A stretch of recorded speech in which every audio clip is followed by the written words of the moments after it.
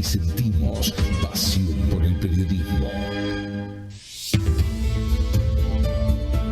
Bueno, muy bien, 18 minutos nos separan ya de las 8 de la mañana en toda la República Argentina. Vamos a hablar de la difícil situación que atraviesan los trabajadores y las empresas, en este caso también del parque industrial. Conocíamos una noticia lamentable en la jornada de ayer que, por ejemplo, la fábrica Enod adelantaba vacaciones a sus trabajadores a la altura del año en la que estamos. Todavía no hemos arrancado octubre, y cuando indagábamos un poco en los motivos de toda esta situación, nos dábamos con que se debía a la baja en las ventas que están teniendo las industrias nacionales, que está teniendo la industria nacional, ¿no? Con la apertura indiscriminada de importaciones y un montón de situaciones más. Lo cierto que también se han registrado despidos, cierres de algunas fábricas y una alarmante y preocupante situación en un sector económico que venía teniendo un alto nivel de producción, como es el sistema industrial, económico-industrial de la provincia de La Rioja. Vamos a charlar a continuación con Juan Carlos Serrano. Él es vicepresidente de UNIR, la Unión de Industrias de La Rioja, para preguntarle cuál es el análisis, el cuadro de situación que ellos ven a esta hora en estos días que estamos transitando. Juan Carlos, ¿cómo le va? Bienvenido a Alta Data. Aquí Matías e Ivana los saludamos. Buen día. ¿Qué tal? Buen día, ¿cómo están? Buen día, Juan Carlos. Bien, gracias por el contacto. Bueno, ¿cuál es el análisis que tiene del actual panorama del sector industrial en La Rioja, Juan Carlos? Bueno, estamos en presencia de un parate económico muy grande. Uh-huh. Hay industrias que estamos hablando de industrias y agroindustrias. Hay industrias que le proveen al mercado interno, en las cuales el mercado interno hoy está totalmente aplacado. O sea, las tasas altas más el atraso por ahí con el tema de los salarios que están recibiendo las personas genera de que el consumo caiga. Sí. Ese consumo sostenido en el tiempo, estamos hablando del 2024, que Argentina está en un proceso de inicio del 2024 hasta ahora, un año y medio, más de un año y medio, en el cual la economía no reactiva. Uh-huh. Y no hay mirada de que reactive. Claro. Sumado a las tasas altas de interés que tenés hoy a nivel real, ¿qué quiere decir? Antes escuchábamos tasas del 80%, 70%, con una inflación que tenías el 50, 60, 70 o más. Sí. Uh-huh. Ahora, en cambio ahora una inflación está baja y tenés los mismos niveles de tasa. Entonces son tasas reales. Ahora, Juan Carlos, en la comparativa, porque hay un término que nació, que se acuñó al calor del gobierno macrista allá por el año 2015, que se llama industricidio, ¿no? En esto de destruir a la industria nacional. ¿Qué es más grave, según los análisis de ustedes? ¿Lo que fue la gestión de Macri, que pudimos ver el trazo de los 4 años, o estos casi 2 años que van de la gestión de Milei? ¿Cuál ha sido la que ha generado más daño a la industria, según ustedes? Bueno, hablo a nivel personal, ¿no? Para mí estamos... Este nivel de parate desde el día 1 no lo he sentido en esa instancia en el gobierno de Macri a nivel personal. Uh-huh. Pero lo que es la parte textil lo ha sufrido muchísimo también ese gobierno, como también se viene sufriendo este. El problema de acá es que, a ver, son miradas similares los dos gobiernos, por ahí uno más frío que el otro. Claro. ¿Qué sentido? Este gobierno como que te dice, bueno, que se tenga que fundir, que se funda. Claro. Sí, en el gobierno de Macri te decían, invertí en Paraguay. Claro. En Paraguay es mejor para invertir en industria, nosotros acá no nos sirve la industria. Juan Carlos, buen día, te saludo nuevamente. Buen día. Quería preguntarte específicamente sobre una palabra que está muy presente siempre en nuestro país, que tiene que ver con esta economía bimonetaria que nosotros tenemos respecto al dólar. Cuando hay corridas, inflación, devaluación, y contarle a la gente cómo impacta esto directamente, esta fluctuación o esta suba que tuvo muy alta la semana pasada en los costos de producción, los insumos importados, la materia prima, la maquinaria, ¿cómo impacta? Y todo es dólar. ¿En qué sentido? Todos los que son insumos, ya sea hilos, ya sea aceitunas que se exportan, que sea espuma, caño, todo eso está normalmente evaluado en dólares. ¿Sí? eso es algo normal. Lo que tiene por ahí es el hecho de estas fluctuaciones, lo que genera es, bueno, cómo se genera más incertidumbre en el mercado y hace que mucha gente espere hasta que eso se estabilice antes de volver a comprar. Sí. Y ese espero es seguir parando la economía. Entonces, este parate general que estamos teniendo, sumado también a las importaciones que estamos teniendo, genera una doble caída en las ventas. Entonces, esto es lo que está pasando en La Rioja y está pasando prácticamente en todo el país. En algunos sectores más, en otros sectores menos, pero esta especie de situación anti-industrial y donde se le bajan los impuestos a las importaciones, pero no a los que producimos y generamos valor agregado acá, es una situación que se viene sosteniendo y por lo que se ve no va a cambiar en el corto plazo. En reportes locales se habla de una pérdida o una caída de 700 empleos industriales en un año. ¿Se sabe o conoces cuáles son los rubros con mayores bajas? Y según esto en La Rioja me está comentando Sí, pero si lo querés hablar a nivel nacional no hay problema. No, en La Rioja el principal sector más afectado va a ser siempre el textil, porque estamos hablando que es uno de los sectores más fuertes junto con la agroindustria que tenemos acá en la provincia.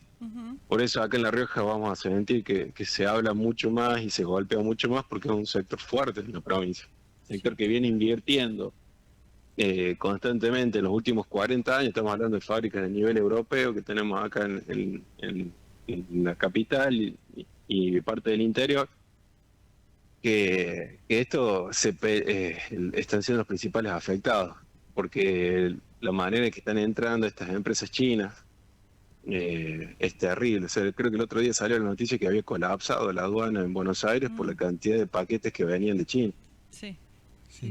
Esto es tremendo porque en otros países, como es Francia, Alemania, los están frenando y acá se les está abriendo la puerta. Y bueno, esas son las distintas miradas que estamos teniendo a nivel nacional. Bien, perfecto.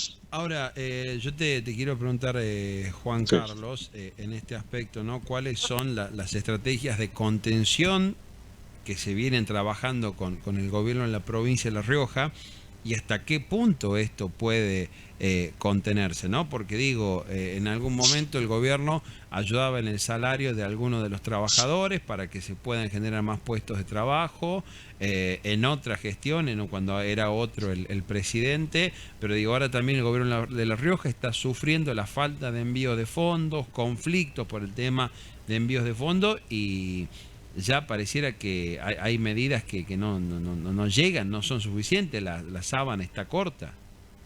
Sí, a nivel provincia siempre se nos escucha, siempre intentan articular desde el AR o de los Sí. distintos sectores para intentar dar una mano. Pero sí, son cuestiones que se les escapan. ¿En qué sentido? O sea, te clavan de un día al otro una tasa de interés a 79% de cuando vos estabas necesitando Sí. sacar un crédito de capital de trabajo para seguir con la producción, y eso el gobierno provincial no puede hacer mucho. O el parate económico que hay ahora en todos lados, o sea, muchas de las empresas que trabajamos acá no le vendemos a la Rioja, le vendemos al país. Claro. Ahora, Entonces, eso sí. se nota, sí. Ahora, ¿cuál es el panorama, digo, para el corto plazo? Obviamente que a nadie le gusta hablar, Juan Carlos, de cierre, de despido, de suspensión, pero ¿qué te dicen tus colegas, los que forman parte de UNIR? Digo, a ver, para que se entienda quizás de una manera más cruel, ¿es preferible cerrar y esperar para rearmarse en un futuro o seguir peleándola?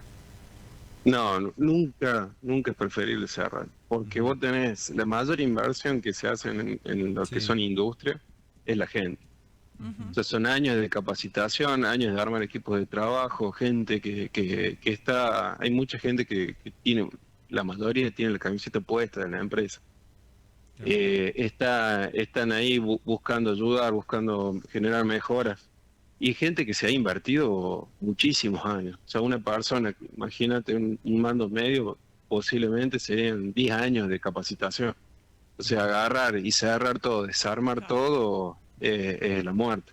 Claro. Lo que se busca en este caso y lo que va a terminar para mí pasando, y reitero esto, lo digo yo a nivel personal, Sí, es que vamos a notar un parque industrial deprimido, que es deprimido, que se van a escuchar estas noticias que se vienen escuchando. claro. No es que de repente vamos a cerrar todos y nos vamos todos, eso no. Lo que va a pasar es que si hay que hacer una inversión, no la haces. Claro. Si tenés que tomar gente, la pensás mucho, no por un costo laboral, sino porque el hecho de que cuando uno toma gente es para poder producir más y generar más. Y si vos no tenés un mercado que te absorbe lo que vos producís más, no lo vas a hacer. Claro, sí. E intentar sostener a todo lo que se pueda un equipo de trabajo que se viene armando desde hace, estamos hablando de un parque industrial que tiene más de 50 años. No, sin duda, pero como bien planteas vos, si no hay a quien venderle, ¿cuál es el sentido de ampliar la capacidad de producir y de tomar más gente que va de la mano? Pero coincido. Juan Carlos, te agradezco estos minutos, fuiste muy amable con nosotros. Por favor. Dale. Por favor, que tengan buen día. Abrazo grande, hasta luego. Ahí Chao, estaba la palabra del vicepresidente de UNIR, ¿no? La entidad que nuclea a todos los empresarios industriales en la provincia de La Rioja. No tenemos a quién venderle. No nos compra nadie. En Argentina se le quita impuesto al que importa y no se lo cuida al que produce. Digo, un panorama totalmente adverso en una situación económica global en Argentina que para el que produce, Ivana, para el que apuesta al país, no es negocio. No, y además expandiéndonos de lo que es la provincia, si bien puntualmente vamos a hablar siempre de lo que es el polo industrial de nuestra provincia, sino de cómo muchas empresas tradicionales en materia industrial de nuestro país deciden cerrar las fábricas aquí, ponerlas en otro país, porque incluso les sale más barato producir allá y traerlo que producirlo acá y venderlo. Y eso quiere decir que es la pérdida de puestos de trabajo, la pérdida del pan en la mesa de las personas. Entonces, cuando dicen que la pobreza bajó, pero vos decís que hay gente que se queda sin trabajo, decís, bueno, ¿dónde está?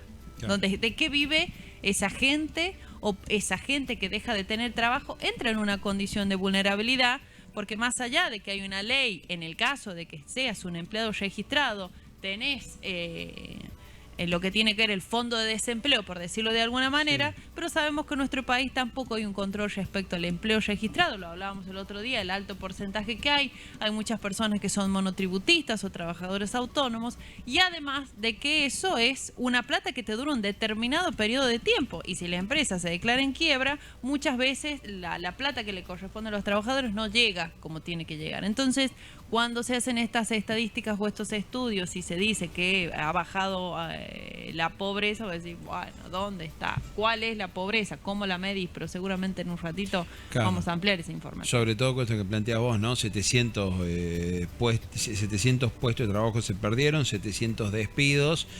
No es gente que cambió de trabajo, es gente que se quedó sin laburo. A lo sumo habrá alcanzado a cobrar una buena indemnización como para poder pagar un par de cuentas, poner un pequeño emprendimiento, pero laburo formal a la vista nada. Digo, a ver, hay un dato que repasamos el otro día, Ivana, no sé si lo hablábamos acá o al aire o fuera de aire, este fenómeno que vos ves de pronto en tu casa, viste que golpean las manos y aparece alguien con herramientas que te propone cortarte el pasto, limpiarte el jardín. Y cuando vos ves una desmalezadora, vos ves una buena cortadora de pasto, vos ves una buena carretilla, rastrillos e insumos para laburar nuevos, y vos te preguntas, ¿de dónde, no? ¿De dónde viene? Porque gente que te corta el pasto y dice, bueno, pero usted présteme la máquina, usted présteme la carretilla. Sí. Claro, ¿viste? ¿Tiene usted una tijera de poder que me preste? No, es gente que cae con todos los insumos y resulta que son personas que laburaban en un determinado lugar, que las despidieron, que con la indemnización alcanzaron a comprar un par de herramientas y salen a buscarse la vida. O sea, son operarios sumamente calificados para otra tarea, o quizás para lo que saben hacer, y que salen con herramientas que no es habitual. A mí me ha pasado en mi casa ver 3 personas con dos desmalezadoras que se andaban ofreciendo, que las desmalezadoras de la primera marca, y los insumos y la ropa que tenían, la vestimenta, la ropa de seguridad que usaba, te dabas cuenta que era alguien que venía de otro ámbito, pero que está sin laburo. Lo mismo con albañiles, pintores, electricistas sobrecalificados. ¿Por qué? ¿Por qué digo sobrecalificados? Porque vienen de la obra pública, de lo que fue la construcción de casas, la construcción de rutas, de un montón de situaciones que implica la obra pública, que también está en la misma.